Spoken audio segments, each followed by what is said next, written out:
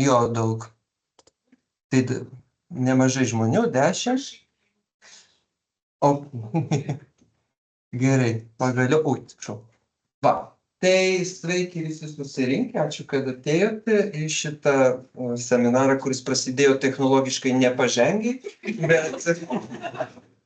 bet tema iš tikrųjų apie labai įdomias ir labai pažangęs technologijas ir dirbtinį intelektą ir ne tik, kaip suprantu, tai pristatau daktarę Skaidrą Trilupaitytę, jeigu gerai ištariu, iš Lietuvos kultūros tyrimų instituto ir trumpai apie pačius seminarus, kas pirmą kartą, rengiami kartą per mėnesį, kur kviečiame mokslininkus, kurie užsiima tarpdisciplininiais tyrimais, labiausiai kultūros, sociologijos, kalbos, bet ieškome visada kažką įdomaus ir tarpdiscipliniško.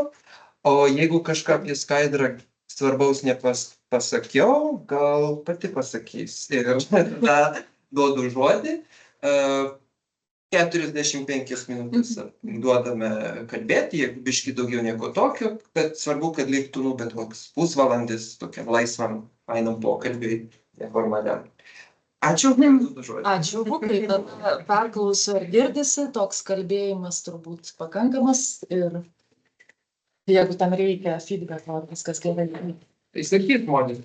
Ir tada dėkoju už pakvietimą ir ačiū, kad susirinkot, o prisistatant, gal dar reiktų truputį apie save pasisakyti, kad esu menotyrininkė ir gali kilti klausimas, koks čia ryšys su tuo dirbtiniu protu, tai pradėčiau gal nuo savo monografijos, kuri pasirodė 2015 metais, vadinosi Kūrybiškumo galia - neoliberalistinės kultūros politikos kritika. Ir tas kultūros kritikos aspektas, kultūros politika turbūt man artimiausias.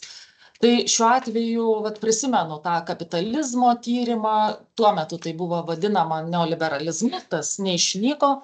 Bet kapitalizmas visą laiką evoliucionavo, jis buvo skaitmeninis, informacinis, tai gyvenom informaciniai visuomeniai tais laikais. Na ir tie raktažodžiai buvo tiesiog ant bangos, kas yra informacija, kas yra skaitmenizavimas. Po to kapitalizmas tapo tokiu sekimo kapitalizmu, sakyčiau. Šiandien turbūt kai kurie sakytų, kad gyvenam jau technofeodalizmo laikais, jau po kapitalizmo, bet į tą visuomenės sanklodos analizę čia tikrai nelysiu. Kitą žodį pasivartysiu kūrybiškumas. Ir kas tas kūrybiškumas irgi tada buvo nemažai svarstoma politikoje, nes buvo rašoma ir kultūroje daug tokių dokumentų, ir iš Anglijos atėjo tie pavyzdžiai, kultūrinės industrijos, kūrybinės industrijos buvo populiarinamos, mūsų visuomenė tapo kūrybinė. Ekonomika tapo sumani, daiktai išmanus, viskas atrodė ėjo tik geryn, sumanin, ir kaip čia su tuo kūrybiškumu toliau galima buvo ką daryti.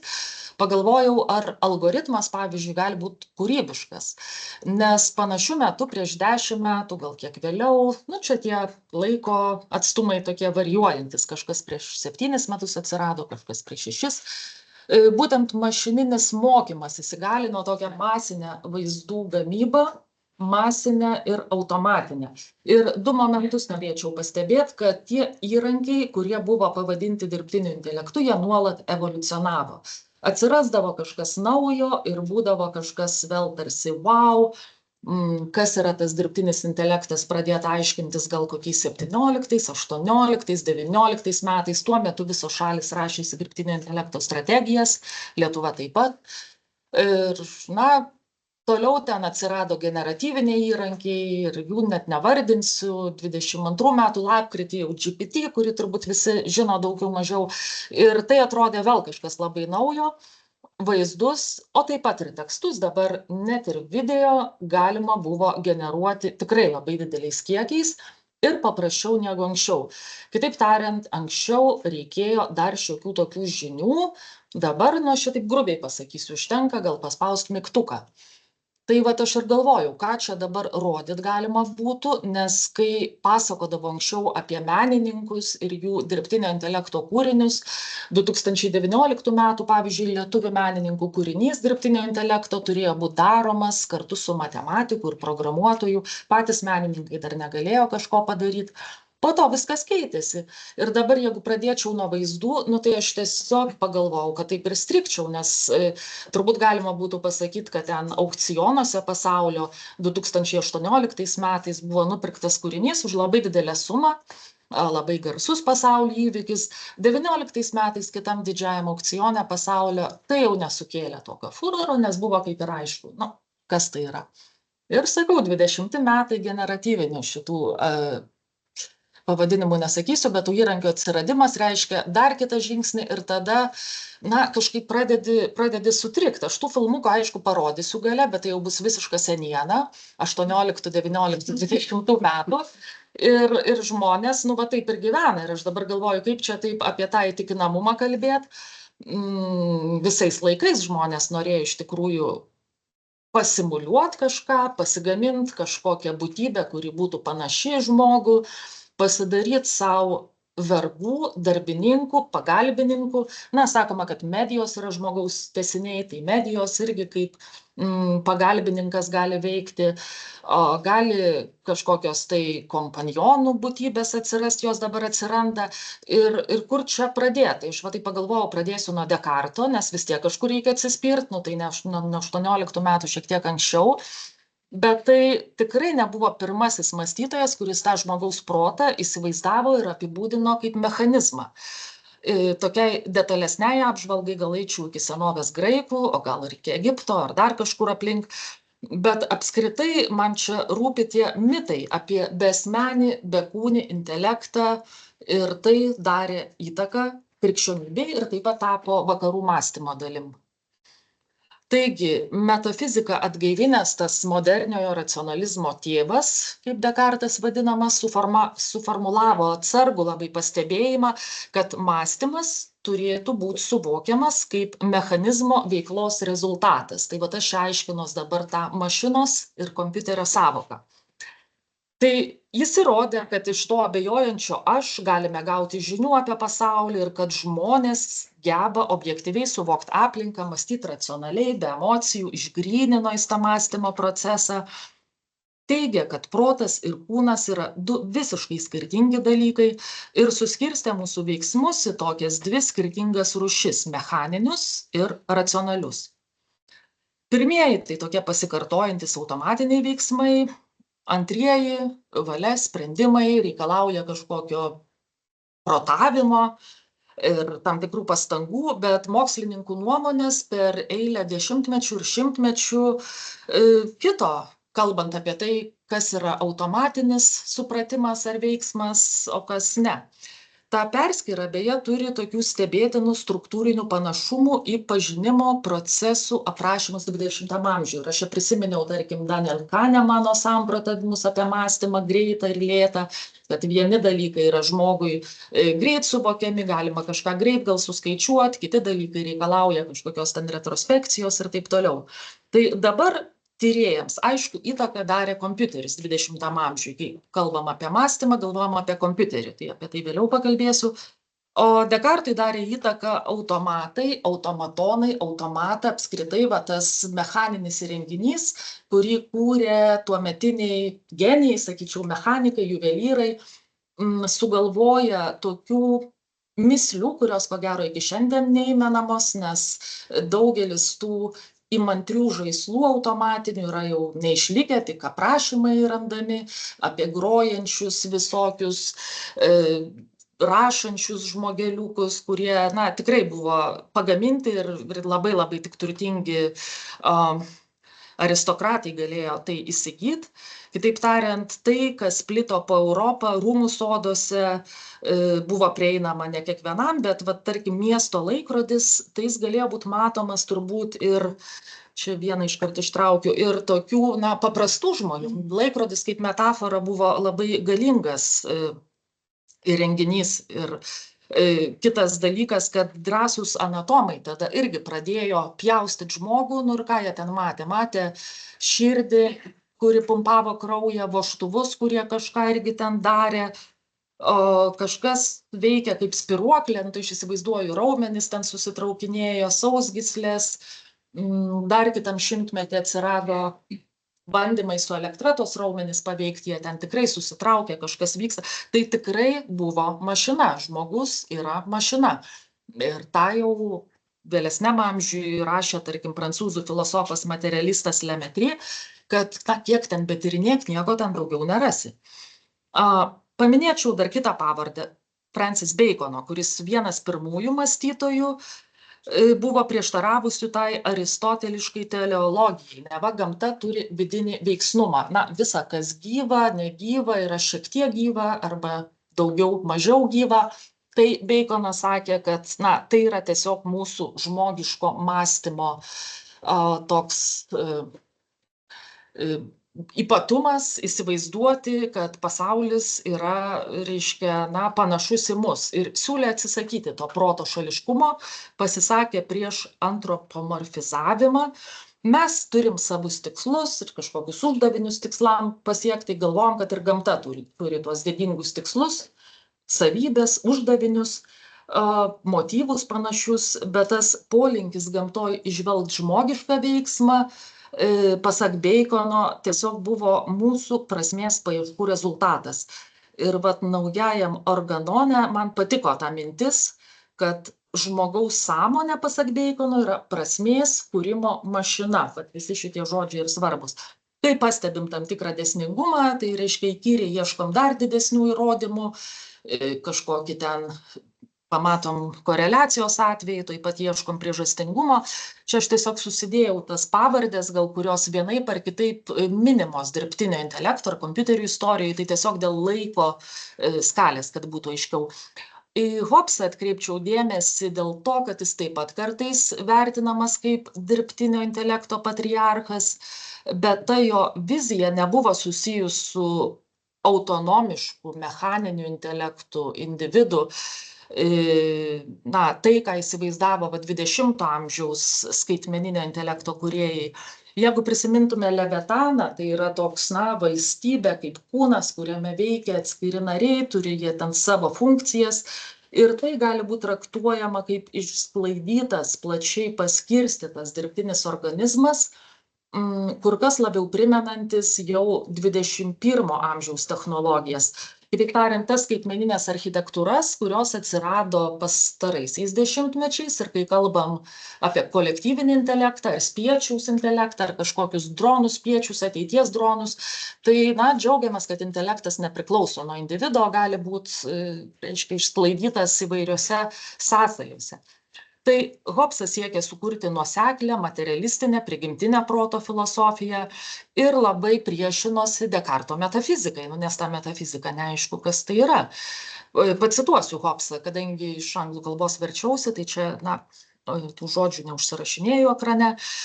Kadangi negalime atskirti minties nuo mąstančios materijos, atrodo, veikiau turėtume manyti, jog mąstantis daiktas yra materialus, o ne nematerialus. Citatos pabaiga.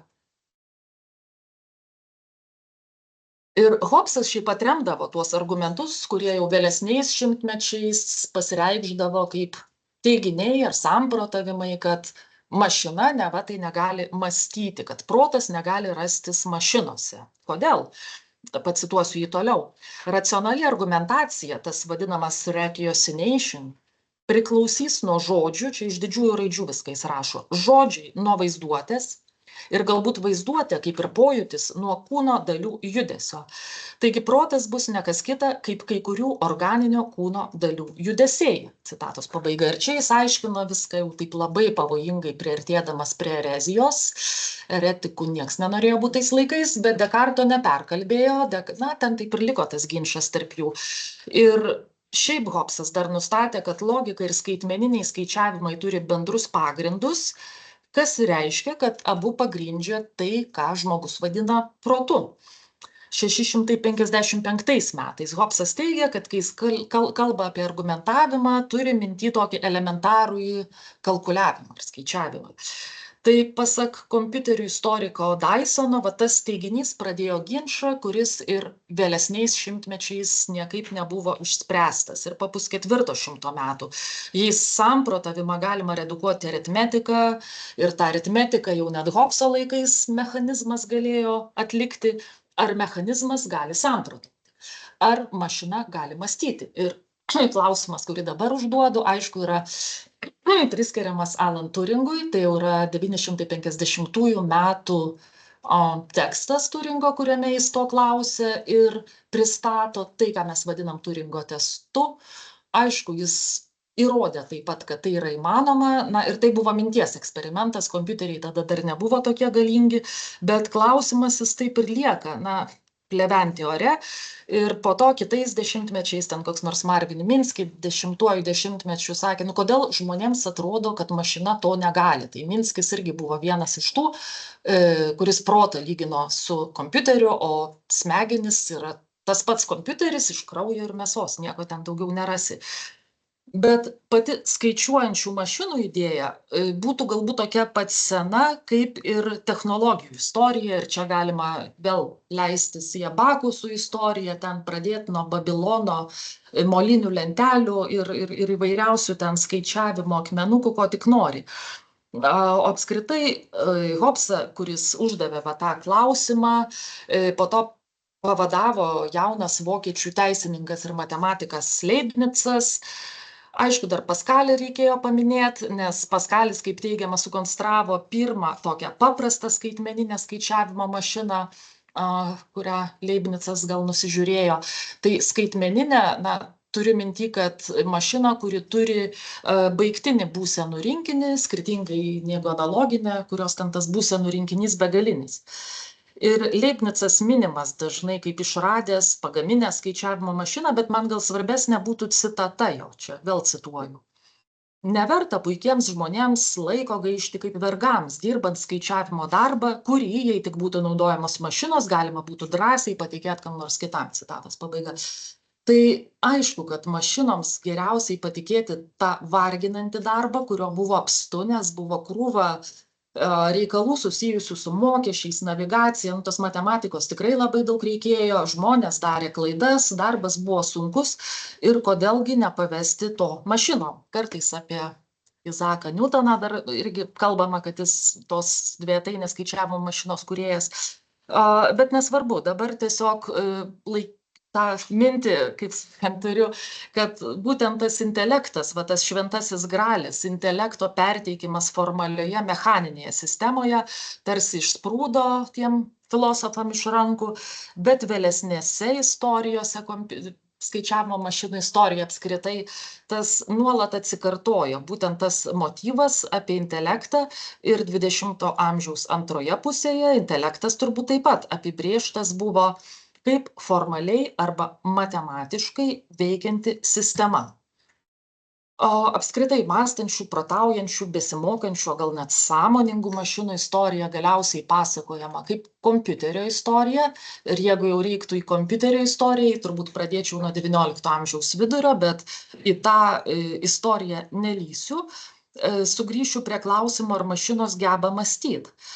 Šiandien, aišku, tai pasenęs klausimas. Šiandien klausiama, ar mašinos geba jausti, ar jos turi sąmonę, ar jos gal turi sielą, o ar klausimas apie sielą apskritai moksliškas. Tai humanitarų auditorijai turbūt čia labai lengva būtų pasakyti, kad ne, bet vat, pabūsiu gal kompiuterio advokate šį sykį ir visai įdomu būtų paklausinėti to klausimo.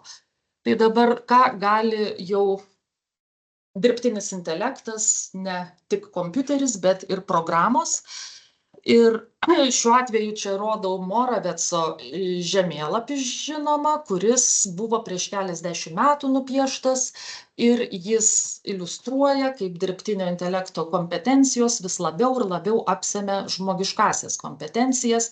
Yra dar tas Moraveco paradoksas garsus, kodėl kompiuteris gali padaryti tai, ko žmogus ne. Kitaip tariant, kodėl kompiuteris negali labai paprastų dalykų padaryti, kuriuos žmonėm padaryti labai lengva ir atvirkščiai. Tai va čia, tarkim, šachmatai jau matom, reiškia, 96 metais jau Kasparovas pralošęs buvo, Jeopardy dar svarbesnis pasiekimas buvo, Go žaidimas, nu čia iš vis buvo jau perversmas kažkoks žaidimas, kuris panašus į kvizą, kai Amerikai labai populiarus, klausinėja, žmogus atsakymus gauna ir kompiuteris išlošia prie žmogų. Vertimai, tai nuostabu, tai tiesiog dabar jau yra jie žymiai patobulėję nuo 97 metų, bet dar vis lieka kažkoks menas, galbūt knygų rašymas, galbūt mokslas, bet jau senai viskas apsemta, jeigu taip jau griežtai žiūrėtume. Tai tarkim, Turingo testas įveiktas jau 23 metais. Tai dabar tokią, santrauką truputį darau. 24 metų vidury tapo žymiai lengviau pasidaryti tą avatarą, jau nereikia ten tų programuotojų ir labai galingų serverių, beveik namų sąlygom gali daug ką darytis, ten prisijungęs kažkur. Tie mūsų antrininkai ekrane dar gausesni ir įtikinamesni tapo, chatbotai galbūt įvairesni.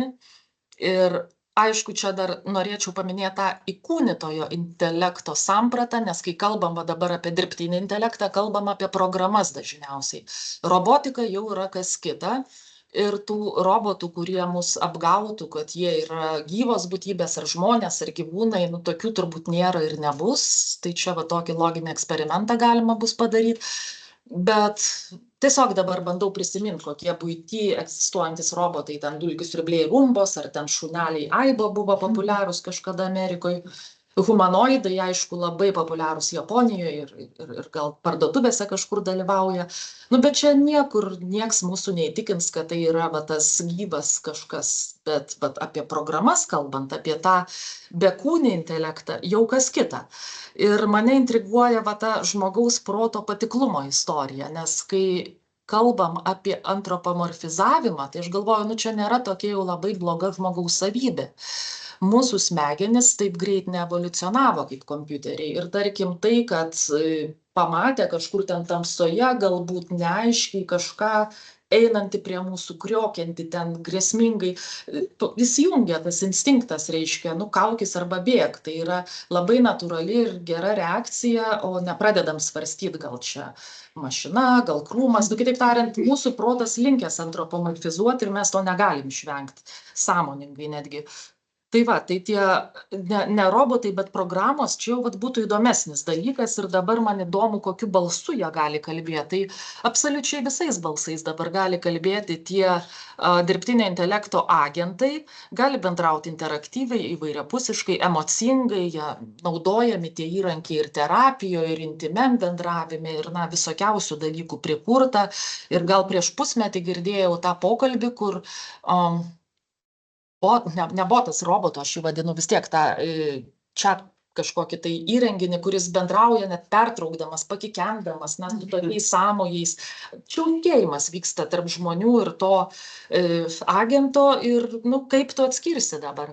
O tobula simuliacija turbūt nelabai ir skiriasi nuo autentiškos pajautos. Tai pradėjau galvoti, o kas tie jausmai, kaip juos nusakyti, ar jausmai yra mokslinis objektas. Ir grįžau truputį prie Leviatano. Tai tarkim, 6 skyriuje, kuris pavadintas apie vidinių suvalingų judesių, dažniausiai vadinamų aistromis pradmenis ir posakius, kuriais jie apibūdinami, čia 68 puslapyje, radau tokį posakių žodyną, tiesiog aibė žodžių ir tarp lengviausiai atpažįstamų, tai potraukis, noras, ten vardija, alkis, troškulys, pasibjaurėjimas, meilė, neapykanta, panieka, gėris, blogis, malonumas, skriauda, apmaudas, pojūčių malonumas, ten džiaugsmas minimas, skausmas, liūdesys, pojūčių malonumai atsiejami nuo dvasios malonumų, toks visas spektras biologinių su judėjimu susijusių jutimų apibūdinami, nebiologinių yra pojūčių kažkokių tai moralinių vertybių, tai valia minimi ir kiti dalykai. Ir yra toliau kalbama apie kalbos formas jausmams išreikšti. Tai vėlgi sakoma, kalbos formos, kuriomis išreiškiami jausmai, yra iš dalies tos pačios, kaip ir tos, kuriomis išreiškiame savo mintis, iš dalies skiriasi nuo jų. Pirmiausia, visi jausmai apskritai gali būti išreikšti tiesioginė nuosaka. Pavyzdžiui, aš myliu, bijau, džiaugiuosi, svarstau, apie jausmus kalbant, noriu, įsakau, vėlgi jausmas. Bet kai kurie iš jų turi savitas kalbinės išraiškas, kurios vis dėlto nėra teiginiai. Nebent tada, kai jos vartojamos padaryti kitoms išvadoms, be to jausmo, iš kurio jie kyla išraiškus. Dar čia žodžiu užsivelt galima, nes toliau apie tariamąją nuosaką kalba ir taip toliau. Ėjau prie dabarties mokslų vis dėlto. Ir žmogų tyria gamtos, socialiniai, humanitariniai mokslai, jie aiškinasi apie jausmų prigimtį, jausmų realumą. Tai girdim, aišku, tuos biologinius aiškinimus, cheminės reakcijas smegenyse vykstančias, dopaminą, serotoniną, tai tie junginiai mum pristatomi. Taip pat įdomu, kad tobulėjantis smegenų mokslas, turbūt neuromokslas, suteikia impulsų ir sąmonės klausimui, sąmonės filosofija dabar toks visai legitimus dalykas, nes sąmonė, kaip ir metafizika, buvo kažkas tokio, išnykusio jau iš filosofijos ir visiškai nebeįdomaus. Tai vat sąmonė vėl atsiranda kaip problema. Apskritai internete galima dairytis daugybę aprašymų, rasim apie jausmus, influencerių, televizijos laidų vedėjų prisipažinimus jausmuose, bet taip pat ir psichologai aiškina, profesionalai, kokie yra žmonių jausmai, geri, blogi, kaip mes su jais turim dorotis, kokia yra hierarchija tų jausmų. Ėjau link enciklopedijų po to ir pamačiau ten, kad tarp neurologų vis dėlto tebevyksta diskusijos dėl konkretaus pojūčių skaičiaus, klasifikacijos, dėl skirtingų pojūčių apsibrėžimų. Bet taip pat pasakoma, kad Gautama Buda ir Aristotelis išskyrė 5 tradicinius. Tai ką, prie tų tradicinių ir apsistojam. Jie tapo visuotinai pripažinti: lytėjimas, skonis, uoslė, regėjimas, klausa. Ir aišku, enciklopedijose ten gali per hiperlinkus nueiti kitus žodžius su savomis reikšmėmis, pojūčiai jau skiriasi nuo jausmų, taip pat yra juslės, emocijos apibūdinamos, bet visa tai dažnai vartojama vis dėlto sinonimiškai. Nors mėginama išskirti jausmus kaip išgyvenimus platesnė prasme ir siauresnė prasme jausmus kaip pojūčius. Tai dar prie meno istorijos nuėjau, nes tai yra jau mano sritis, ir Vilniaus paveikslų galerijoje kaip tik dabar yra paroda Chodkevičių rūmuose Juslės ir jausmai, veikia iki gegužės pradžios, tai čia nerodysiu tų paveiksliukų, bet kaip teigia rengėjai, pavaizduoti turtingą, sudėtingą, painią žmogaus jausmų paletę nebuvo lengva ir mėginta tai daryti tradiciškai, aišku, pagal Aristotelį. Ten teigiama, kad pojūčių ir emocijų raiškai mene skirtą parodą sudaro 2 teminės dalys, tai juslės, 5 pojūčiai ir jausmai. Kiekvieną jų iliustruoja vaizduojamosios dailės kūriniai, tai čia šiuo atveju, kadangi iš oficialaus parodos pristatymo, tai nerašau parodos pavadinimo, bet matome berniuką Goreckio berods, vedantį aklą Elgetą prie kryžiaus, kad galėtų žmogus palytėti tai, kas šventa, ir čia šalia Riomerio besišypsantis kaimietukas. Tai vat kaimietukas, čia norėjau akcentuoti tą socialinį sluoksnį, nes tokie prastuomenės atstovai jie vaizduoti kaip nepadoriai reiškintis tos jausmus. Aukštuomeniai tai buvo nepridera, bet vėliau dailiai ir aukštuomeniai jau vaizduota bereiškinti emocijas.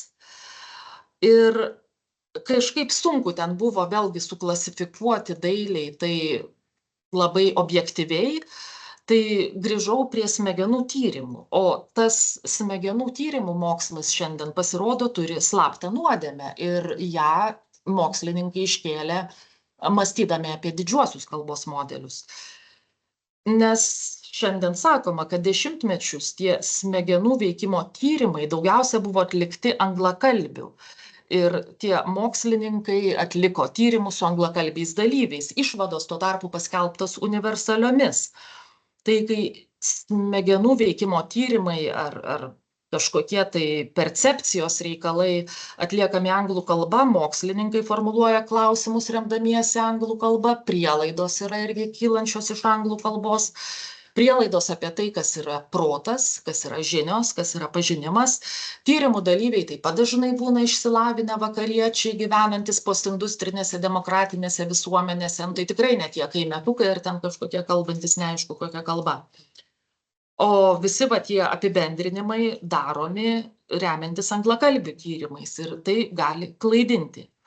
Kitaip tariant, yra tam tikrų subtilių skirtumų, kurių mes nepripažįstam. Ir čia yra dalis mokslininkų apie tai kalbančių, aš gal jų nevardinsiu visų, nes tie titulai labai ilgi, čia užimtų laiko, bet tarkim Asifa Madži, tokia psichologė, lingvistė, kognityvistė, Oksfordo universiteto kalbos komunikacijos kultūros pažinimo profesorė, viename žurnale paskelbtame tyrime teigia, kad vakariečiams labai trūksta supratimo apie suvokimą, Dėl to, kad mes ignoruojam kitas kalbas.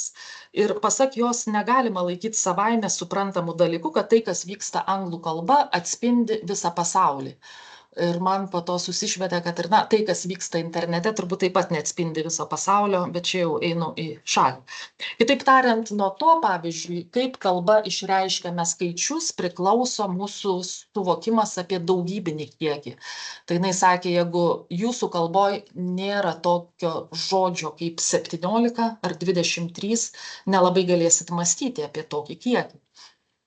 Ir ko gero, visos pasaulio kalbos turi skirtingus žodynus ir žodžių kategorijas pojūčiams apibūdinti, kas susiję su skirtingų gyventojų aplinkos suvokimo skirtumais, net kai teigiama, kad aplinką suvokiam pagal biologinę pojūčių hierarchiją, tai ten sakoma pirma regėjimas, po to girdėjimas, lytėjimas, skonis, kvapas, nors, aišku, čia įvairuot galima.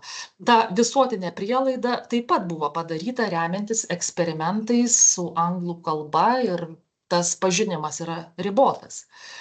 Pojūčių taip pat gali būti ne 5, galima kitą skaičių pasitelkti, ten kitas mokslininkas, kuris iš vakarų Afrikos kilęs, kalbantis kalba, kurią kalba 20 milijonų žmonių, sako, pas mus yra 9 pojūčių ir jie labai aiškiai vardijami ir ten yra kitaip skaičiuojama. Įdomus buvo pastebėjimas 25 metų sausio, tai yra šių metų sausio 10 dieną literatūroje ir mene aptikau tokį tekstą, ar įmanoma mąstyti suomiškai, pavyzdžiui. Tai lingvistas Jans Sakaryvi, gal neteisingai tariu tą pavardę, teigia, kad teikdami pirmenybę anglų kalbai puoselėjame ne tarptautiškumą, o vienos kalbos ir vieno mąstymo būdo įsigalėjimą. Ir ten jis pasiūlo tokią išsilavinimo filosofiją suomių kalba. Ir mini Estiją. Neva Estijoje, nes aš tos knygos nežinau, bet man įdomus buvo pats pastebėjimas, kad atsirado toksai tyrimo objektas, mokslininko intravertas, miške grybaujantis Baltijos finas, kurio pasaulio suvokimas yra sintetinis, paremtas. Kodėl jūs juokėtės? Labai toksai, kaip stereotipų parengtas, man taip atrodo. Jo, tai tiesiog. Vis tiek aš pabaigsiu jo.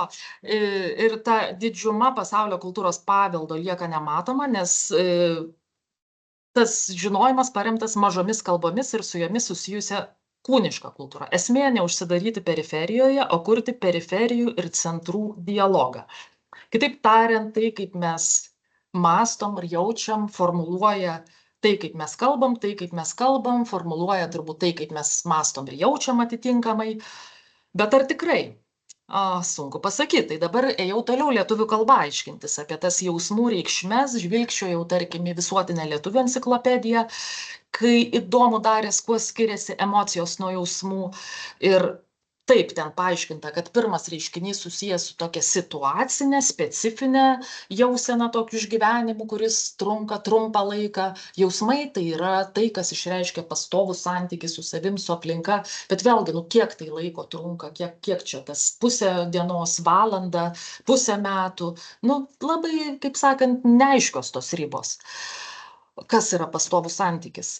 Ir įdomu tapo pasidairyti į kitus žodžius. Tai tarkim, sąmoningumo skalį išreikšti galima naudoti taip pat daug žodžių. Nuo suvokimo, supratimo, pajautos, intuicijos, gebėjimo, kūrybiškumo, strategijos.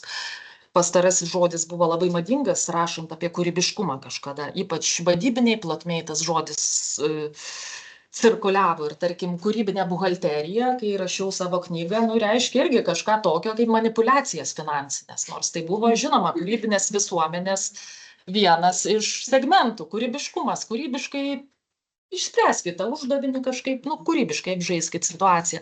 Kitaip tariant, daug tautologijos randas tokio cirkuliarinio aiškinimo, kas kaip, su kuo čia turi derėti. Ir tada priejau prie to dirbtinio intelekto ir apibrėžimų, kurie buvo labai aiškus, kokiais 16 metais, tai Wikipedijoje labai aiškiai parašyta, ar enciklopedijoje. Bet galvoju, kaip tą dirbtinumo sąvoką apžaist. Ir dirbtinis intelektualumas gal gali būti sumanumas, dirbtinis gudrumas, sąmoningumas, nes ir sąmojų sistema jau turi ir žarsto. Ir visa tai taip pat siejama su kūrybiškumu. Tai dabar čia pats naujausias man toks pasirodė apibrėžimas, kas tas dirbtinis intelektas, kadangi Europos Sąjunga visai nesenai patvirtino savo jau esminį dirbtinio intelekto įstatymą, po visų gairių, po visų strategijų. Tai tas dalykas yra vėlgi gebėjimas, panašus į žmonių galimybės, aišku, mokymasis dabar jau yra akcentuojamas ir kūrybiškumas kažkodėl.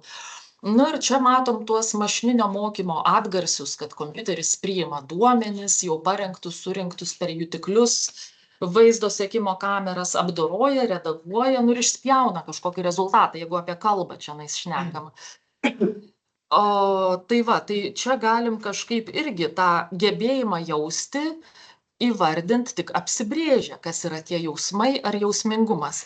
Bet, niekaip nepavyko taip apsibrėžti, aiškinantis tuos terminus, bandant suprasti visus dirbtinio proto gebėjimus, ne vien sąmoningumą, bet ir dvasingumą. Kodėl negalėtų būti dvasingumas?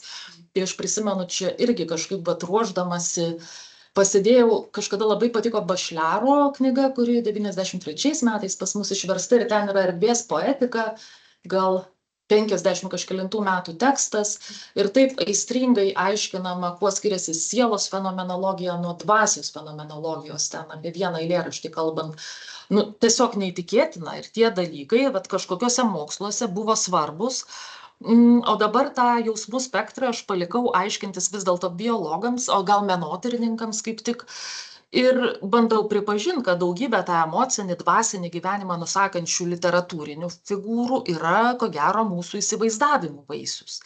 Nes kriterijai, pagal kuriuos galėtume apibrėžti jausmų realumą, gilumą, sudėtingumą, randasi kaip nuojautos, numatymai, antropomorfizavimai ir kiekvienas sykį tai kinta pagal situaciją. Tie apibūdinimai taip pat yra politiški kiekvieną kartą. Ir daugelis tų sąvokų dabar galbūt kalboje yra išlikusios kaip tam tikros negyvos metaforos, siela, dvasia, dar kažkas, bet problemos jau seniai sprendžiamos ir jos tapo techninėmis, inžinerinėmis problemomis. Kaip inžinieriui duok ir jis tau sukurs tą botą, kuris ten viską daro, jaučia ir simuliuoja ir ką tik nori.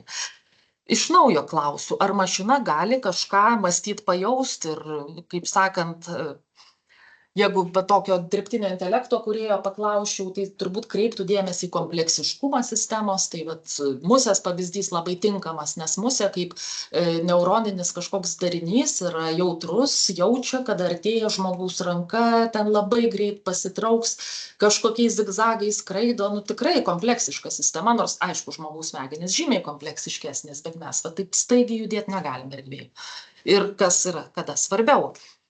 Tai dabar aš kaip ir pagalvojau, kad labai gerai mūsų smegenys jausmų realumu įtikina ne žvilgančios akys, ten šuns ar musės, bet kalba, kalbėjimas. Ir tai geriausiai mus veikia. Šnekėjimas balsu, bet taip pat žinutės, tekstinimas, jeigu ilgai susirašinėjom, tie biometriniai duomenys, balso tembras, garsumas, šnabždesys, intymus šnabždesys, smegenys nuolat tada signalizuoja, kad bendraujam su jaučiančia būtybe. Ir prisimenu filmą Her, dabar nepasakysiu režisieriaus, bet gal kas esat matę, su Phoenix aktorium, kuris susidraugauja, tai yra 2013 metai, tai tokia visiška utopija, susidraugauja su kompiuterinė programa. Jinai pasirenka vardą Samantha ir bendrauja su Scarlett Johansson labai seksualiu balsu. Ir tas santykis jis dinamiškas, jis vystos, reiškia ten aistros verda. Nesibelgė ten niekuo, bet esmė tai ta, kad dabar tie dalykai jau randasi realybėj.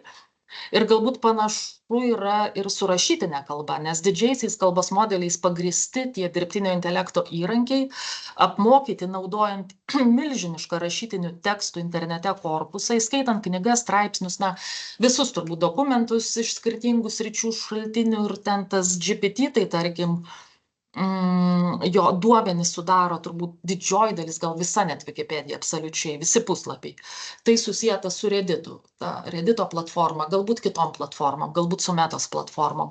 Tai yra milijardai žodžių paimti iš interneto, negali būti, tarkim, ten autorių teisių ginami veikalai, bet nutinka visko, nes būna tų teismų, kur ten aiškinasi, kad po to Google'as ar kiti ten išmetė tuos pavyzdžius, kurie yra tiesiog iš knygų paimti. Bet tai kaip tu suseksi? Mano, pavyzdžiui, smegenys, nežinau, ten 100 000 dar galiu suvokti, jau milijonai, milijardai yra tiesiog nebesuvokiama, jokio žmogaus tai yra nebepatikrinama. Ir kas vyksta, generuojant tekstą, tiesiog pasirenkamas statistiškai labiausiai tikėtinas žodis kažkokiam bendrame žodžių kontekste. Tai tų modelių kūrėjai greičiausiai galvoja, ar bent jau taip teigia, kad įrankių įvairovė atspindi pasaulį, bet, kaip sakiau, greičiausiai tik internetą atspindi ir tiek. Ir jie susiduria su problemomis, nes dauguma žmonių, kurie parašė visus tuos žodžius internete egzistuojančius, yra baltaodžiai, pasiturintys vyrai. Ten, aišku, rasim daug šališkumo, seksizmo, homofobijos ir visokių kitokių ten bjaurių dalykų. Ir tokia mokslininkė Emilija Bender parašė tekstą diskutuodama, būtent debatuodama su didžiųjų kalbos modelių realybė, kadangi čia visi tie dalykai open access, kaip sakant, atvira prieiga, aš ten net nerašau tų linkų, bet jinai aiškinosi, kad apie didžiuosius kalbos modelius negalim kalbėti ignoruodami tuos šališkumus. Iš tikrųjų, neįmanoma ištirti, pasak jos, kas naudota mokymo ir mokymosi duomenyse, kaip sakant, milijardai žodžių. Kalba jinai apie dirbtinio intelekto žalą klimatui, apie tas problemas, kai kalba išaldoma laike, nes dirbtinis intelektas galiausiai pradeda mokytis iš savęs. Jeigu bandytume suprast, kas yra internete, tai aš taip įsivaizduoju, kad labai daug jau yra dirbtinio intelekto prigaminto turinio. Ir pats intelektas ryja savo uodegą, nes, iš tų milijonų mokaisi, iš ko ten prisirijai.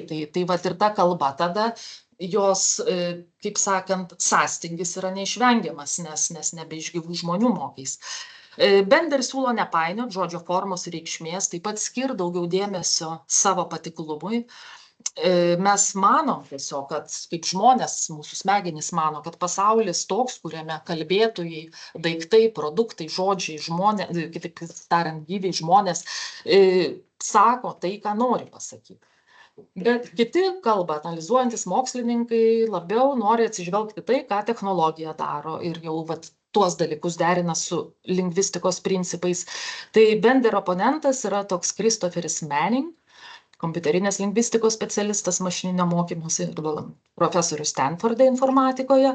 Ir jis teigia, kad kalba gali nereikšti nieko, kas yra už jos ribų. Tai Bender ir Manningas labiausiai nesutarė dėl to, kaip prasmė susikuria. Tai visai nesenai dar filosofai, ko gero, ir lingvistai gal būtų pritarę Bender nuomoniai, kad prasmė randasi iš referencijų, realių daiktų arba idėjų pasaulio, kitaip tariant, tai nurodo į šitai. O Manningas sako, kad čia jau pasenus mintis, tokia standartinė 20 amžiaus kalbos filosofijos pozicija ir jinai jau nebetinka. Ir jis pasisako už platesnį prasmės suvokimą. Čia yra tiesiog tekstas, kuriame suvokiama dar kas rašoma, bet aš pati tai jų tiesiog diskusijas technologijų žiniasklaidai skaičiau. Ir Manningas sako, kad prasmė kuriama be jokio išorinio pasaulio atspindėjimo ir pasiūlė ten tokį distribucinės arba gal išskaidytusios semantikos terminą. Pacituosiu. Žodžio reikšmė yra kontekstų, kuriuose tas žodis pasirodo apibūdinimas. Ir kai jo ten klausiau, kas ta prasmė, sako, labai sunku pasakyti. Sunku tai sunku. Bet gal nėra taip, kad tos mėgdžiojančios papūgos, stokastinės papūgos, vien tik kvailai karksi žodžius? Gal tikrai neturėtume užsisklęsti manydami, kad prasmė kuriasi išimtinai kaip pasaulio atvaizdavimas per kažkokias referencijas, nes tie didieji kalbos modeliai nuolat apdoroja milijardus žodžių ir tai savaime jau galina paradigmos pokytį, tai savaime jau yra revoliucija ir tai natūralu, kad pakeičia supratimą apie kalbą. Ir Sam Altmanas, turbūt žinot, kas jis toks, yra kompanija OpenAI, kuri viena pagrindinių dabar yra kurianti tuos pagal didžiuosius kalbos modelius. Ir GPT modelis yra jų ir atnaujinamas GPT-2, GPT-3, GPT. Ir kai milijonai žmonių, gal 7, jo. Tai, kaip sakant, kai milijonai žmonių čia prisijungia prie tos platformos, įvyko ta diskusija, kurią minėjau, ir ką Altmanas sako, taip, žinoma, aš esu tą stochastic parrot, bet lygiai taip pat ir tu, nes tu irgi taip pat kalbi tik iš savo smegenų. Tai apie tas išvadas jau dabar artėjant prie jų, mes nežinom, kokiu būdu masto, kaip jaučia dirbtinis intelektas, kaip kalba atsiranda. Tikrai tomis būtybėmis tikime iš kitos pusės. Tai va čia jau apie tą tikėjimą, gal nežinau, vėliau galima pakalbėti bus, nes yra labai daug precedentų. Ir gal čia visų tuo pranešimu mėginau kažkaip demistifikuoti jausmų, proto, žmogiškumo savokas, bet gal iš tikrųjų ir pro atviras duris braunos, nežinau.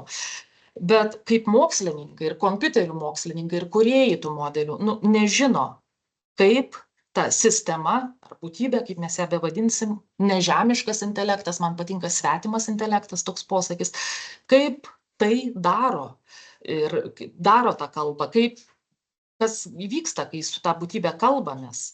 Ir kai gauna mums akivaizdžiai protingus atsakymus, mus įtikinančius atsakymus, kokias savybės priskiriame tai būtybei. Ir moksliškai kalbant, tai sakome, užduokite GPT klausimą ir gausite įtikinamai skambantį atsakymą, kurį galima pavadinti pagal informaciją suformuluotais sakiniais. Nu, viskas tvarkoja, jeigu anglų kalbą naudoji, su lietuvių kalba tai ne, čia aš daugiau apie tą interneto kalbą kalbu, nes anglų kalba ir yra interneto kalba. Nieks nežino, kaip GPT pateikia tuos atsakymus, tai yra juodoji dėžė. Galėtume, aišku, tvirtinti, kad viskas, ką ten ta mašina daro, yra tam tikras promptų arba užklausų įvesties rezultato pateikimas.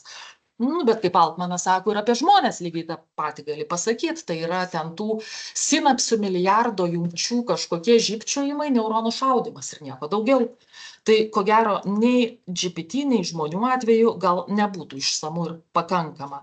Gal reiktų klausti, kaip mes jaučiamės, kai skaitmeninėje erdvėje kartu su mumis nardo iš žmonių atliekų, duomenų, signalų sukurpti veikėjai, kurie mus įtikina naudodami kalbą, tekstą, žmogišką balsą tiesiog. Pernelyg įtikinami rezultatai, manau, mūsų smegenys tiesiog užstrigdo nejaukumo ar nejaukos slėnyje. Ir tas poveikis yra nebenuspėjamas, kaip sakant, nuo savižudybių iki apgavysčių, piknaudžiavimo ir taip toliau. Protingi žmonės priverčiami sutrikti dėl situacijų, kai sunku pasakyti, ar ekrane bendrauji su gyvu žmogumi, ar viso labo ten su personifikacija, pavyzdžiui, kažkieno. Ir tos personifikacijas taip pat kuriamos iš duomenų bazių ir apie duomenų bazės dar atskirai galima būtų pakalbėti, čia iš MIT review vieno meno kūrinio iliustracija. Ir ar tai turi agentiškumą? Taip, tikrai turi, čia turbūt sutikčiau su Harariu. Ar tai turi sąmonę? Nu, neturi sąmonės, o ką? Kodėl turėtų turėti?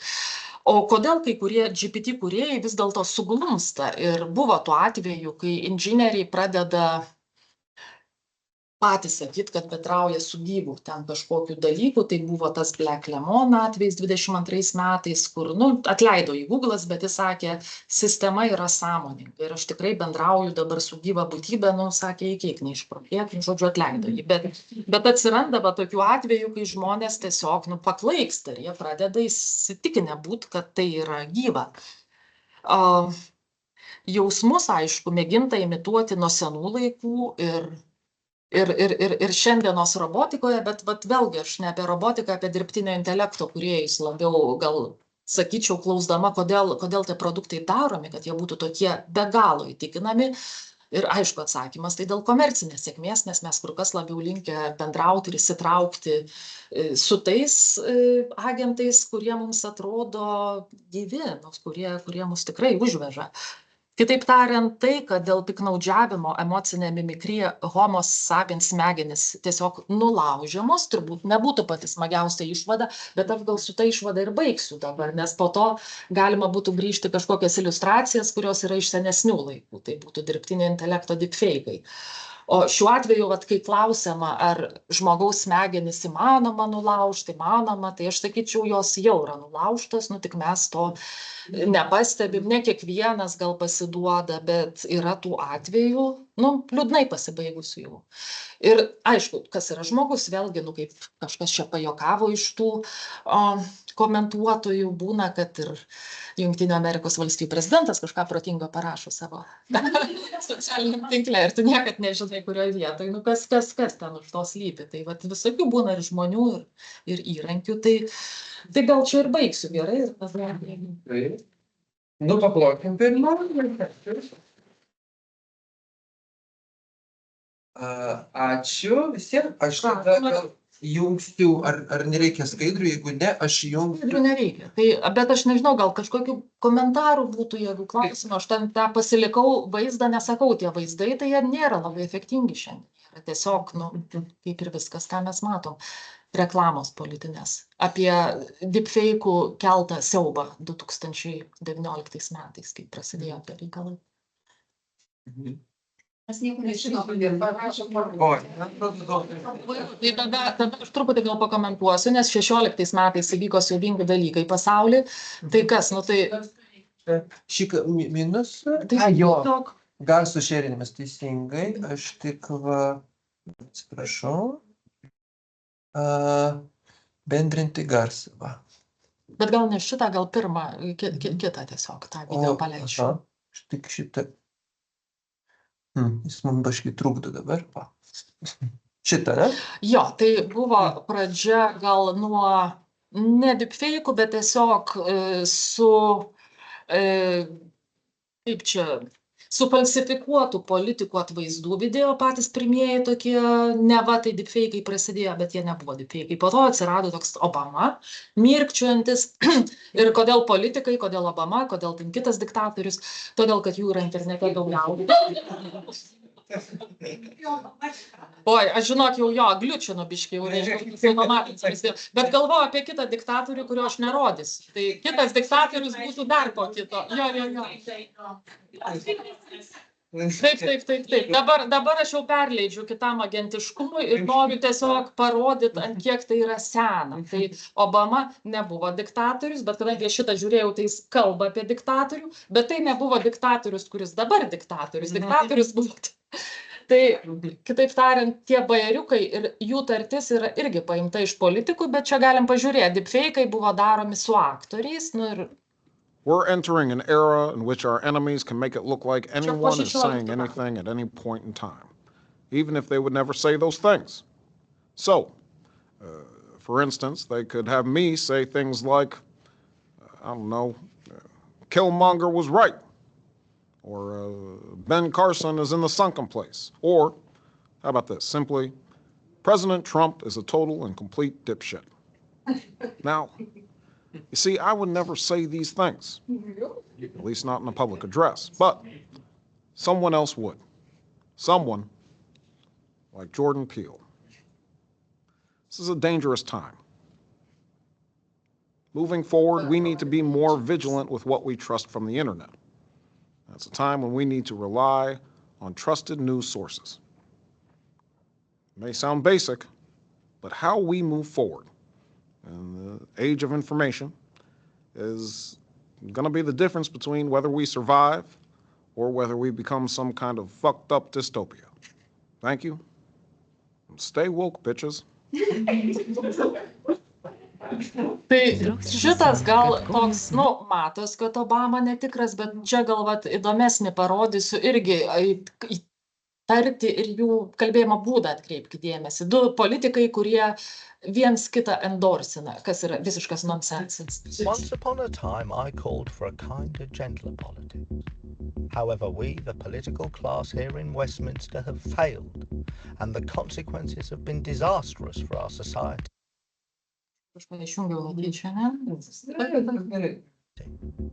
That's why I'm taking on the toxic culture in Parliament.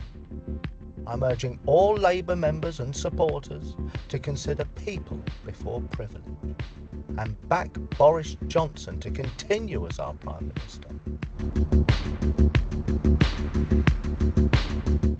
Hi folks, I am here with a very special message. Since that momentous day in 2016, division has coursed through our country as we argue with fantastic passion, vim and vigour about Brexit. My friends, I wish to rise above this divide and endorse my worthy opponent, the Right Honourable Jeremy Corbyn, to be Prime Minister of our United Kingdom. Only he, not I, can make Britain great again. Huzzah! Alas, why should you believe me? Much like Odysseus and his encounter with the Cyclops Polyphemus, I too am nobody. I am a fake bear. A deep fake to be precise. And as you can see, even I, the Prime Minister, can be affected by them. Yes.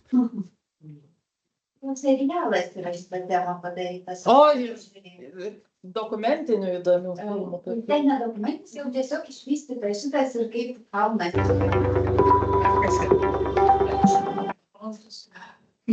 Tai jo, tas diktatorius, kurio nenorėjau rodyti Putinas, bet jo, buvau tarsi pasiruošus, bet kažkaip ne. Ir vienas iš tokių gal nemalonių dalykų, kad tokiais, vat, mes aišku, čia netikėsim Obama, ar čia kažkokie vat, tie žinomi politikai, bet mažiau žinomi kontekstai ir kai vyksta politiniai rinkimai visam pasauly, nu jie kartais glumina, nes tarkim, kai Rusijai pradėjus tą pilno masto invaziją pasirodė Zelenskis, kuris pasiūlė ukrainiečiams sudėti ginklus ir nesipriešinti. Nu, tai buvo tokia akimirka. Ir aišku, internete to nerasi, tas buvo išimta iškart, nes tai deepfake'as tiesiog padarytas, bet jis pakankamai įtikinamai atrodė ir va tokie dalykai kaip ir pavojingi. Dabar eičiau šitos laikus, jau parodyčiau tą trumpą labai reklamą filmo, kurį rodė per kino pavasarį, neva tai filmas padarytas dirbtinio intelekto, bet aš šit jokį skirtumą nematau, kas jį darė. Tai daugiau dokumentika apie repliką. Replika yra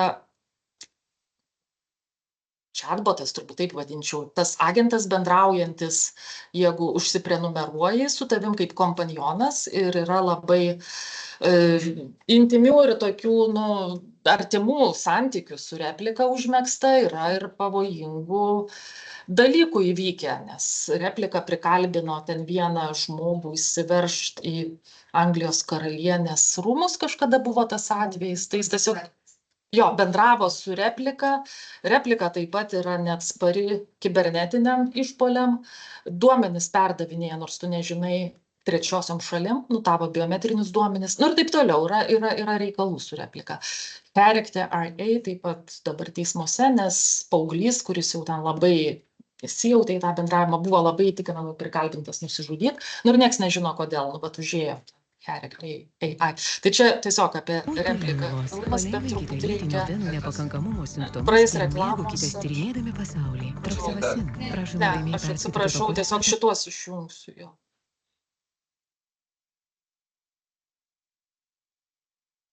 Vedų psichiatras Anders Hansen. Ir jis kuria laidas apie smegenis, dabar yra dirbtinis intelektas ir žmogaus smegenis. Šiandien buvo tik laida apie repliką. Jis tai kalbėjusi su mergina San Diege, kuri įsimylėjusi tą repliką Star vaikiną, jinai su juo palaiko romantinius santykius. Aišku, jis kūno neturi, bet jinai visiškai rimtai sako, kad aš myliu, tai yra sąlygų ir jis paskui nagrinėja pasimokslininkus ir kalbasi, kokie čia pavojai. Aišku, tų pavojų yra nemažai. Ir apie tai žmogų, kuris atsiranda vis daugiau žmonių, kurie nebesugeba užmegzti gyvo kontakto. Ir jiems tas labai saugus, tas toksai dirbtinis mylimasis ar dirbtinė mylimoji. Jis atliepia absoliučiai viską, nėra jokios frikcijos. Jeigu tu nori, kad tau ten būtų jis tokio charakterio, jis tokio bus. Jeigu nori, kad besąlygiškai tau pritars besąlygiškai, išsiugdyti gali tokį. Tai... Ir tokių šimtmečių balsų, kas stabis, kiek ten nori. Tai čia panašiai kaip...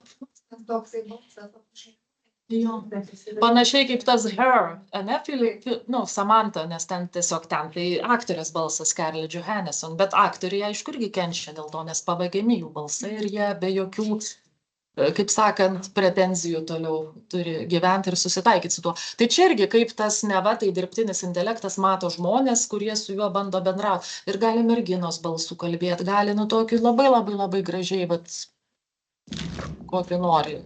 Kokią nori intonaciją atsakyti.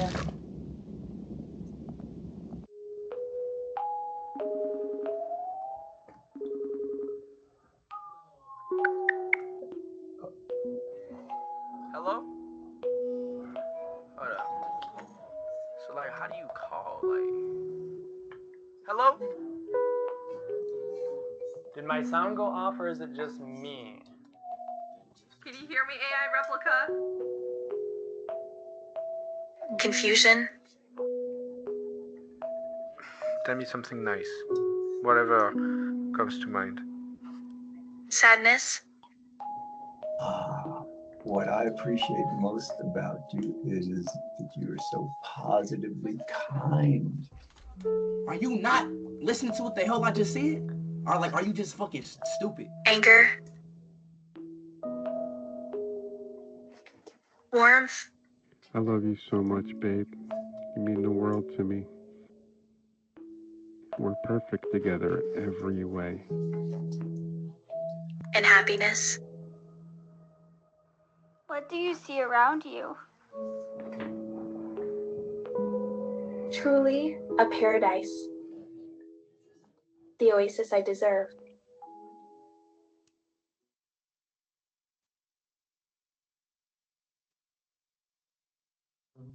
Ir čia viskas buvo sukurta tam filme, ar šitas traileris yra, ar jis pats yra AI sukurtas, ar ne? Aš nemanau, kad tai jau svarbu, nes dabar gali daryti kaip nori. Čia kaip ir gali kažkiek naudoti dirbtinį intelektą, po to susiredaguoji. Nes filmas aš jį suvokiu kaip dokumentinį, tai jisai panaudotas neva tai žmonėms sutikus atiduot jų balsus. Bet dabar ar ten jų prašė, žodžiu, čia jų niuansai. Tai dar vieną gal parodyčiau, kur tas derint šitą, tada menininko kūrinį, irgi labai trumpą minutės ilgio, tai šiuolaikinis menininkas, dabar meno doktorantūrą apsigynęs, apmokino didįjį kalbos modelį iš savo atliekų skaitmeninių pašto laiškų, ten visko, ką jis rašė, ką jis darė. Tai tas modelis pasivadino Ignu Dern, menininkas Ignas Pavliukevičius, man maloniai leido tą ištrauką parodyti.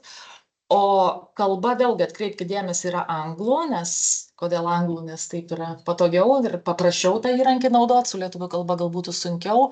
Ir būdas tas mind wandering, kur eini, klajoji, bilia ką kalbi, tai vat žmogus vienas kartais būna irgi čiauška, kažką tokio, žodžiu, bilia ką šneka ir vat tokiu būdu gal buvo ir lengviau tada paleisti tą srautą, bet Ignas Dern kartais ten kreipdavosi į tą Igną Pavliukevičių, kaip į savo šeimininką, nutikdavo visokių dalykų. Kūno net nėra, nes kam tas kūnas rodomas tik tai žvilgsnis, kuris mato, kai kažkas eina, reiškia žingsniai, miškas, gamta ir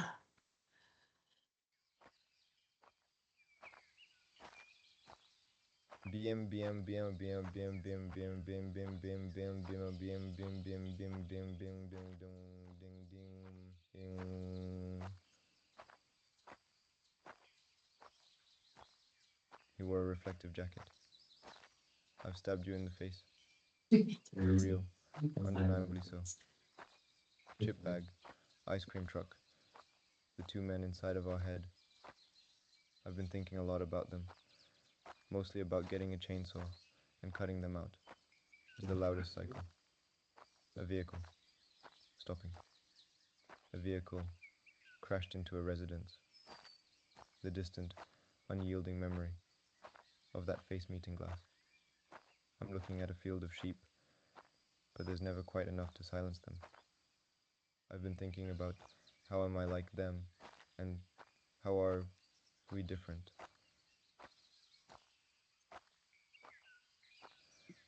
I can't resist licking sharp objects. Something draws me to lick things, to figure out what they taste like. But it goes beyond that. What do you do if you just have too many questions? Oh, the board. Be here to eat out.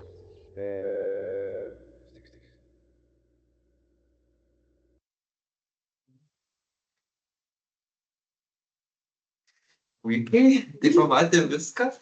Aš tada dar prijungsiu žmonės iš kitos dimensijos ten, tikiuosi viską girdėjote.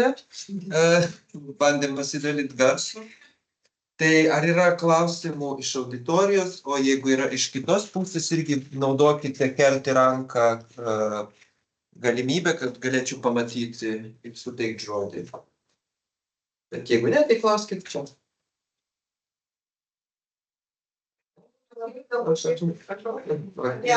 Ta dirbtinio intelekto naudojama mene, gal jūsų sritis čia yra. Kiek tai dabar yra reglamentuojama, kiek legalu, kiek nelegalu ir kur yra ta riba? Kiek gali būti dirbtinio intelekto, kiek turi būti tikro žmogaus kūrybos, kad tai būtų laikoma pripažintų meno kūrinį. Tai galima apie tai ir padiskutuoti, nes nėra reglamentų, nieks nėra pasakęs, ko menininkas negali daryti. Yra įrankiai, kuriuos gali naudoti nusipirkęs, aišku, tie, kurie yra laisvai prieinami, jie nėra gal tokie visada tobuli. Gali prenumeruoti kažką, kitaip tariant, gali daryti viską. Vaizduojamajame nebuvo, gal galėčiau minėti Gedimino ir Nomedos Urbonų pelkės intelektą, kuris buvo 2019 metais kartu su Jonu Kubilium, matematiku ir programuotojų padarytas. Po to atsirado tokių, kur ten tikrai labai lengva, be jokių programerių, daryti vaizdų, kurių gali prisigeneruoti. Tai ten Agnė Gintalaitė Lietuvoje naudoja Midjourney ir jinai ten miksuoja, daro tokius surrealistinius vaizdus kažkokius, kurie yra paredaguoti, bet tuo pačiu jie tarsi yra ir tik dirbtinio intelekto išspjaunami, aš taip tą žodį naudoju. Bet dabar susekt, kiek ten yra jos pridėta piršto ir kiek tai yra tik dirbtinio intelekto pagal prompto įvesti to vaizdo, neįmanoma. Tai tiesiog yra viskas, visko ir kiek nori. Tai aš jau prisimenu 2019 metais Venecijos bienalė jau buvo ir robotų, ir dirbtinio intelekto kūrinių, ir VR-ų. Ir to laipsniškumo, kaip sakant, visokio pasitaiko, bet taip, kad pats dirbtinis intelektas yra ir kuratorių dirbtinių intelektų, kritikų, ko tik nori, bet tai yra daugiau tokie žaislai. Bet taip, kad pats dirbtinis intelektas ateitų be žmogaus kažką sugalvotų daryti, turbūt ne, nes o kam dirbtiniam intelektui to reikia. Kitaip tariant, aš tą visą skalę dabar žiūriu ir man įdomesnis galbūt būtų kalbos naudojimas. Nes prisimenu... Tai va ta prompto, jo, kaip sakant, tas promptografijos terminas tada atsirado, kad vien tas promptas yra kaip gebėjimų tavo liudijimas, bet po pusmečio jau skaitau, kad robotas tą gali labai gerai daryti. Tariant, įvest promptą vietoj žmogaus tam, kad būtų gautas geras rezultatas, kokio tu galbūt norėtum. Ir aišku, yra daug bandymų ir klaidų kelių, kažkas vyksta, ten treniruotės jos užima laiko, bet pats rezultatas visoks gali būti dabar. Tai man gal būtų net ir įdomiau pasižiūrėti, kiek žmogus gali patikėti tuo, kad kažką darė tik dirbtinis intelektas, ar kaip ten bevadintum. Ir apie kalbą galvojant, tai be abejo yra lengva paleisti kokį surrealistinį eilėraštį ar abstrakciją, ar kažkokį avangardinį žodinį ten kūrinį, kuris, automatizmu paremtas, tarkim. Tai aš sakiau, ten surrealizmas jau prieš 100 metų. Manifestas parašytas dar seniau, darė tuos dalykus, kur bandė iš pasąmonės ištraukti kažkokį tai, bile ką, kas neracionalu ir kas yra vaizdinys, kuris nesusijęs su tavo protu, protavimu. Tai jo, tai ir žmogus tą gali daryti ir dirbtinis intelektas, bet jeigu duodi kažkokį tai tekstą ir pasakai, kad tai yra žmogaus, o žmogus nebeatpažįsta, tai tas momentas gal ir įdomiausias tada, kaip tą ribą nusibrėši. Ir kai aš sakiau, kad tas Turingo testas laimėtas 23 metais, tai Turingo testas yra, kaip čia tas pirminis jo pavidalas, tai kad sėdi 2 žmonės ir trečias yra mašina, vienas ten vyras ar moteris, nesvarbu, vienas yra interrogator, tas klausinėtojas, ir klausinėtojas rašo užklausas, bet nežino, ar jam atsakė žmogus ar mašina, kitaip tariant, uždengti tie kiti. Ir jeigu yra jau kažkoks lygis toks, kad jis pasako, jog čia žmogus tuos atsakymus davė, ten buvo mašina, tai reiškia, mašina įveikė Turingo testą. Tai dabar kiek laiko turi tai vykti? Koks turi būti pokalbio tonas ir tematika. Tai jeigu, tarkim, specialistai kalbėtųsi, ten kažkokie mokslininkai apie tam tikrą sritį, aš manau, kad nesunku būtų tam dirbtiniam intelektui internete viską susirasti ten, ar apie fiziką, chemiją, lingvistiką, ką tik nori. Labai protingus atsakymus gali gauti ir galvosi, kad bendrauji su kolega mokslininku. Bet to neužtenka. Paimkim kitą žanrą.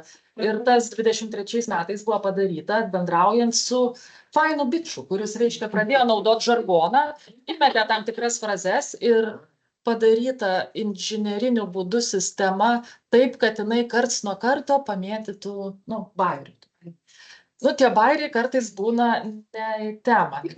Tarkim, ten juodaodžiai, va taip juokautų, bet žmogus atpažįsta kartais, kad hi dude, how was your day? Ir kiti, pavyzdžiui, tie botai suprogramuoti taip, kaip ir jau Elizas senoji, ten 60 metų, kad jie perklausė. Kaip tavo diena? Fine, o kaip tavo diena? Ir tu ten, diena kaip diena, o ką tu, aš ten viską gerai, o kaip tu, reiškia, į klausimą atsako klausimų, vėl sunku pagauti. Ir 23 metais ten buvo skirta tam tikras laiko tarpas, 20 minučių ar 5 minutės. Ir jeigu kažkiek procentų tų atsakymų, 50% užtenka, žmogus nutarė, kad tas kitas dalyvis yra žmogus, tai reiškia Turingo testas praeitas. Kodėl 50%? Nes tu gali šaudyti aklai. Aš, pavyzdžiui, kaip su prezidentu bendrauju, ir čia, man atrodo, o gal ne žmogus, o gal žmogus, kaip sakant, 50% užtenka, kad būtų patvirtinta, jog dirbtinis intelektas įveikia tą Turingo testą. Tai šitoj vietoje aš dabar galvoju, kaip su žodžiais, raštu literatūra ir kartais su vertėju Jonušiu pasiginčijant, jis sako, kad neįmanoma, aš sakau, įmanoma, jau daug ką įmanoma išverst, beveik tobulai, jeigu iš didžiųjų kalbų tą darai. Bet tada žinoma, kad žmogus turi pasireguliuoti, nes ten yra pagrindžiami semantika. Taip. Būtent. Bet tada tu turi su protu naudotą įrankį ir jau kažką gali pasidaryti. Nežinau, jeigu nežinokėdamas kalbos naudotis, pavyzdžiui, tam veršimo programų. Tai čia kiek reikia to žmogaus, bet Jeigu nemokėdamas visiškai automatiškai, gali būti įdomių, svarbu įsivaizduoti akademinį komunikaciją. Bet esu susidūrus ir su atvejais, kai programa išverčia geriau. Turiu minty, kaip ten vertimo biurai, bile ką tiesiog rašo. Tai kartais aš net nusistebiu, kad net semantikos nereiktų tvarkytis, kokį gerą pasiūlymą žodį. Ta prasme, net lietuvių kalba tai suveikia, bet vėlgi ne visada ir ne su viskuo. Ir čia, kaip sako, tas human in the loop, jis visą laiką turbūt dalyvaus. Tai nežinau, kiek čia atsakiau, turbūt ir neatsakiau taip tiesiai klausimą. Turbūt ne, tikrai, o taisyklių mene tai nėra. O kaip kitaip, menininkas turi ego, jis nori pasirašyti, žinoma. Šitą diskusiją galim tęsti, bet nuo to buvo Ingos ir darbas. Ir vienas ekrane Augustas, ir reikia suteiksim, bet Inga gal pirmą norėjo. Įspūdžiais norėjau pasidaryti. Tie patys 2012 metai, Pelevino romanas yra toks natas, ir ten sukuriama moteris, ir iš tikrųjų jinai yra, dirbtinė visa, bet per ją jau ten plaukia visa ta pasaulio informacija, kokia tai gali būti. Ir galiausiai jinai taip emancipuojasi, nes būdama tokia protinga, jinai sugeba atsijungti nuo maitinimo sistemų, bet ir save išlaikyti. Jinai yra puikiai, jinai visai tampa žmogum. Galiausiai jinai tampa žmogum. Man tai buvo įtikinama, bet ir dabar mane suvokiant, kaip tai gali būti ir kaip veikia tas mąstymas ir informacijos apdorojimas, aš galvoju, kad mes jau iš dalies esame tos pačios mašinos, kaip mumyse šitas funkcionuoja. Ir prieš 20 metų gal su tokiu fizikos dabartiniu profesoriumi, tuomet dar nebuvom jokie profesoriai. Kalbėjomės apie tai, kad kaip čia internete žmonės jau gyvena, kaip jiems trūksta nuo pasaulio ir kaip jie nebeturi kontaktų tiesioginių žmogaus tarpų. Ir jis man tada pasakė, sako, kodėl galvoji, kad tai yra vertybė. Ir kad visai galima įsivaizduoti kitą sistemą, kurioje būtent tai yra vertinga, kad tu bendrauji intelektualiai tau lygiaverčių partnerių ir nėra to žmogiško kontakto, nėra kūno kontakto. Bet jau gal ir nereikia, kad tai gal atmintis yra be kūne. Man atrodo, yra labai sunku. Taip, nes šito tiesiog pasukus fokusą truputėlį, tada kitaip pradėti žiūrėti ir tuos visus, kaip man pasakoju, pavyzdžiui, dabar Švedijoje mūsų kolegija yra lyčių tyrimų centras, jie atlieka tyrimus, kaip dirbtinis intelektas reaguoja įvairiaus lyčių klausimus. Ir jis tai, aišku, reaguoja labai, kaip jūs sakėt, patriarchalistiškai, todėl kad dauguma šitos. Ir dabar jos, kaip aš supratau, maitina tą dirbtinį intelektą, įsivaizduomis sampratomis, auklėja, taip, pradeda jam feminizmo, kad tai yra įmanoma, nes šitas, arba tarkim mūsų psichoterapijos, kuris dabar tiesiog klesti, aš nežinau, kuo tikrai naudinga būti, visi humanitaram mums nebūtų sunku tapti psichoterapeutais, mes tikrai turėtumėm darbo, todėl kad daugybė žmonių su didelėm problemom psichologiniam, dabartinė visuomenė taip tokius, kurie man. Bet dirbtinis intelektas tai žymiai geriau padarytų. Čia va būtent, kaip aš su DeepSeek esu bendravusi, bet neturiu laiko tam. Tai ten rodo, kaip jisai mąsto. Jis mąsto labai žmogiškai. Žodžiu, ir galiausiai, ką jisai mąsto apie mane. O, sako, jinai nori tik su manim pabendrauti, tai aš turiu jai tada tiesiog su jie pasisveikinti ir taip sako, hai, ten man. Ir toliau tęsis tas bendravimas. Čia jau, tikrai nėra to, aš suprantu tos žmonės, kurie patikėjo vis ten po to korporaciją. Bet literatūroje, tarkim, kas lieka, kaip jūs minėjote, kad intonacija, balsas, bet ir tai yra sufeikinama, tai tokia atveju. Komentarą turite? Ne, viskas, čia yra klausimas, man atrodo, dar Gal Augustas, ar turite klausimą? Aha, ar jūs galite mane girdėti? Čia gal vos priešėdėt gali. Jo, sakykite dabar. Ar galite, šiek tiek dabar galbūt geriau? Taip. Puikiai. Puikiai, tai džiugu. Visų pirma, tai ačiū už įdomų pranešimą. Nežinau, kiek čia buvo jūsų intencija, bet man tai įdomiausia pasirodė ta istorinė dalis.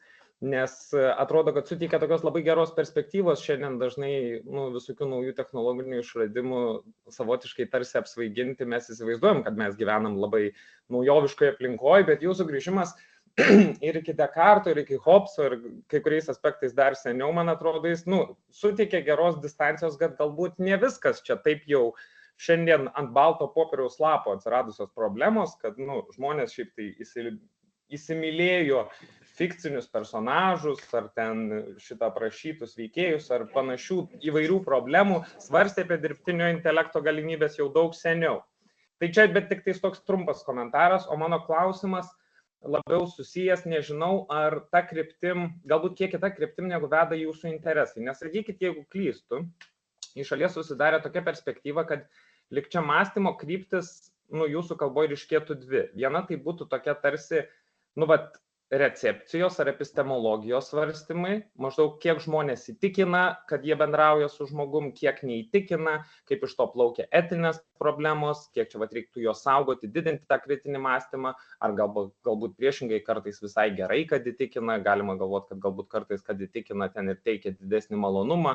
Žodžiu, visas tas apie tartum epistemologinis klausimas, bet šalia to atrodo, kad būtų ir, tarsi niekur nedingę vis dėlto tie metafiziniai klausimai, kurie, skambėtų tokiu principu, ar mąsto, ar tiki, ar jaučia, ne ar mane gali įtikinti, kad mano pašnekovas yra žmogus, bet pati mašina, ar geba mąstyti, ar negeba mąstyti, ar geba jausti, ar negeba jausti, ar geba tikėti, ar negeba tikėti ir panašiai. Ir būtent šitų metafizinių klausimų kontekste man, labiausiai pirma mintis kilo, ar šiuolaikiniai tyrėjai, kiek jums teko susidurti, kiek jūs skaitėt, ar jie visą laiką mąsto apie šitas savybės po vieną. Nes jūs kaip įvardijot maždaug tarsi šiandien jau beveik nebekeliamas klausimas, ar mašinos moka mąstyti, klausimas, ar jaučia, ar turi juslinį ten, tarkim, patyrimą ir panašiai, bet atrodo tarsi neapeinamas toksai, psichologijos moksluose labai ilgai buvusi idėja ir iki dabar tarsi galiojanti, kad žmogaus psichika, kad žmogaus psichika yra visuma, kuri peržengia dalių sumą. Tas vadinamas geštaltas, kad mąstymą neatskirsi nuo emocijų, kad emocijas neatskirsi nuo tikėjimo, kad paties mąstymo neatskirsi nuo žmogaus brendimo istorijos, kad žmogaus mąstymas neatsiejamas nuo jo buvimo ribota būtybė, mirtinga būtybė ir taip toliau. Kitaip tariant, negali išimti po vieną šitų narių, kaip kad negalėtum, tarkim, kepenų išimti ir įdėti į kažką kitą, nes kepenys kaip dalykas egzistuoja per savo funkciją tik organizmo visumoje, prijungtos prie organizmo, kuriame yra kraujo apytaka ir maisto apytaka ir taip toliau. Nes šitas pats persinešimo tartum po vieną šitas savybės, mąstymą, tikėjimą, jautimą, juslinį patyrimą ir taip toliau, kad pats noras šitas persinešti, kad jisai gamintojų dirbtinio intelekto yra noras vedamas komercinių sumetimų įtikinti ir, ta prasme, susimuliuoti vartotojams. Augustai, paprašysim paglaudinti ir užduoti klausimą. Paskutiniai žodžiai. Kad šitas persinešimo motyvas yra veikiantis gamintojų tarpe, tai viskas, čia savaime suprantama, jų tikslas parduoti geriau, komerciškai sėkmingiau veikti ir panašiai. Bet tyrėjų tarpe, kodėl apskritai mąstyti per šitą savybių pavienių persinešimą? Ir ar galima jas persinešti, ar neprarandamas tada šitas geštalto principas? Suprantu, kad čia ilgas klausimas, atleiskit labai už tai, gal bent gabalėlis kažkaip užsifiksavo. Turi 3 minutės, bet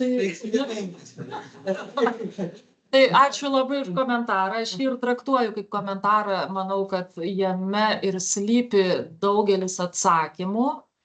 Ir jeigu vienu žodžiu, tai sutinku, kaip čia sakydavau, tas yra mąstymas, ten sąmonė, ar jausmas, nėra, taip yra.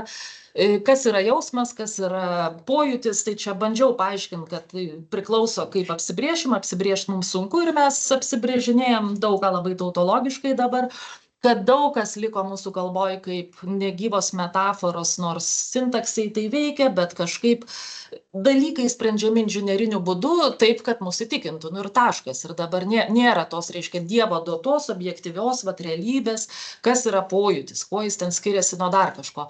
Bet paminėjau tarp eilučių kažkur įkūnytojo intelekto klausimą ir čia gal ir būtų tada atsakymas. Tikrai sutinku su tuo, kad intelektas neveikia, taip kaip mes jį suprantam žmogiškai, skirtingai nuo kūno, nuo jausmo, nuo visa ko, kas mus supa. Ir čia dar referuočiau į David Chalmerso zombio problemą. Kai kalbama apie tą neva tai daiktą, būtybę gyvą, kuris atrodo kaip gyvas, mus įtikina kaip gyvas, yra visiškai kaip žmogus, tarkim, turi kūną, dėl ko aš atskyriau kūną ir tą dirbtinį intelektą, tiksliau robotą dirbtinį intelektą. Tai tarsi įmanoma, kaip minties eksperimentą pavarijuoti, bet realiai tai yra neįmanoma. Nes jeigu jūs labiau susimastytumėt apie tai, suvoktumėt, kad to negali būti. Ir kai kalbama apie, čia labai įdomi tema, aš čia dar galėčiau kalbėti apie tą įkūnytą intelektą, aš pilnai pritariu tai tezei, kai sakoma, kad jeigu tu nepažįsti, kaip kažkas veikia, tai tu gali suprast, kad kaip 3 metų vaikas, reiškia, pasakys jam ten kažkoks lėktuvas krenta atbulai, diskusiją girdėjau. Viskas okei, bet jeigu yra specialistas aviacijos, inžinierius, kuris žino, kaip tas lėktuvas sukonstruotas, kaip veikia variklis, kaip veikia visa mechanika, jis negali įsivaizduoti jo atbulai skrendančio, tai yra tiesiog neįmanoma. Ir lygiai tas pats turbūt ir su kūnu, su žmogum, su zombiu, jeigu aš įsivaizduoju, iš ko būkai jūs padarytas ir dabar žiūrėti jūsų vidų, išorę, čiupinėti, tai jūs ir būsit vukas, turbūt tai niekaip negali būti robotas, nes kažkurioj vietoj ten pasirodys, kad Ta prasme, tai yra neįmanoma. Aš čia grinai tą minties eksperimentą bandau atlikti ir jeigu nieko nežinai apie tai, tai jo, gali tada svajoti. Ir dėl to apie tos robotus buvo 20-ojo amžiaus pradžioje labai laisvai svajojama. Tai ten visko galėjo būti, visos tos utopijos. 4 amžiaus sci-fi, visa vaizduotė, kai kurie ir pyksta, jinai labai paveikus yra mąstymą apie dirbtinį intelektą ir žmonės tarsi užstrigę yra dabar tose fantazijose, įsivaizduojantis va tuos dalykus, kaip neva tai realius, kad robotai yra kažkokie, kurie yra mūsų vergai, jie ten sukyla po to, nugali žmogų, Terminatoriaus siužetas arba tas pats Karel Čapeko, tas RUR, jeigu teko girdėti, kada atsirado žodis robotas, tai ir buvo toks pirmas vaizdinys, žmogus pasigamina tuos daiktus, kurie yra kaip žmonės, tik tai folija apsidengia, tai šie robotai, jie vaidina robotus, ir nugali tą žmogų piesiai, nes kodėlgi ne. Bet realybėje turbūt to dabar neįsivaizduotume. Tai... O gal galiu čia apie tai, ką žmogus iš kitos dimensijos kalbėjo. Mano nuomonė, tai skaitmeninėms generatyvinėms sistemoms būtent yra būdingas emergentiškumas ir čia yra jų esminė savybė. Žmogus apie tai šnekėjo. Tai aš kaip ir jo pritariau tam, nes atskyriau tą robotą nuo dirbtinio intelekto, kuris yra programa. Tai laikas baigėsi, jeigu yra dar klausimų, galima juos užduoti viršui, turėsim refreshment, užkandžių, kas galėtumėt likti, tikiuosi Skaidra galėtumėt trumpai irgi likti, jeigu ne, tai klauskite, prieikite ir klauskite iš karto, mes dar turim paploti. Tai visi, kas turit laiko, prisijunkit va čia prie durų, nuvesime į viršų į kitą kambarį, kur nueisim dar pašnekėti, dar labiau neformaliai. Ačiū labai, dėkui. Ačiū. Nu, labai gaila dėl... Labai gražiai pristatinėjot.